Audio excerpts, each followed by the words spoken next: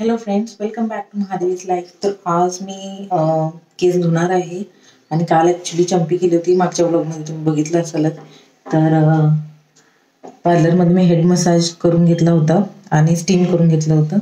तर आता मी वॉश करून तुम्हाला दाखवणार आहे माझे मी आज हेअर कटिंग पण करणार आहे।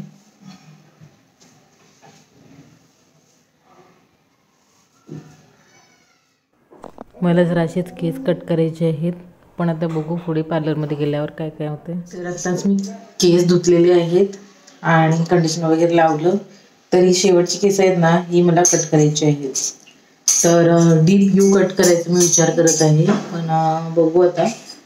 त्या ताई काय म्हणतात बघूया, यू कट नाही तर डीप यू कट करूया म्हणत होत्या त्या, मी सिंपल कट करूया म्हणत होते। तर मला लेअर कट पण आवडतं, पण लेअर कट जमेल बरोबर वाटेल नाही वाटेल असं वाटतंय मला। तर छोटी लेंथ एवढी आहे आता केसांची माझ्या, तुम्ही बघू शकता। आणि केस गळतातच जरा जरा, तेवढं काही विचार करायचं। माझे केस वेव्ही हेअर्समध्ये येतात, कारण का थोडे वरती थोडे स्ट्रेट आहेत आणि खाली मग वेव्ही टाईपमध्ये आहेत। तर कर्ली पण म्हणता येणार नाही आणि स्ट्रेट पण म्हणता येणार नाही असं आहे। आणि मी आता एका साईडला विंचरले एका साईडला नाही विंचरले, केवढा फरक जाणवते तुम्हाला। आता मी बाहेर थोडं गेलो होतो कामासाठी का, नंतर मग मी म्हटलं मला पार्लरमध्ये सोडा आणि मी बाळाला घेऊनच पार्लरला गेले। आणि बाळ बघा कसं बसलं आहे पार्लरमध्ये।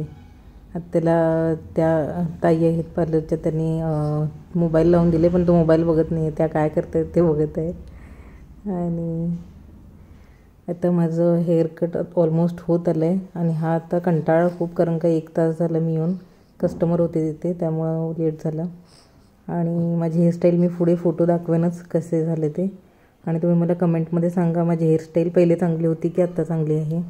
आणि मी आता घरी आले आणि घरी आल्यानंतर मग हे बघा असे केले आहेत डीप यू कट, नंतर मग लेअर कट आणि स्टेप कट असे 2-2 मारलेले आहेत त्याच्यामध्ये।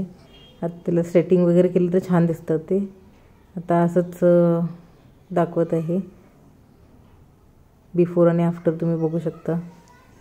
Thank you for watching. आणि माझे व्हिडिओज बघत असाल आणि अजून सबस्क्राईब केलं नसेल तर नक्की सबस्क्राईब करा। बाय।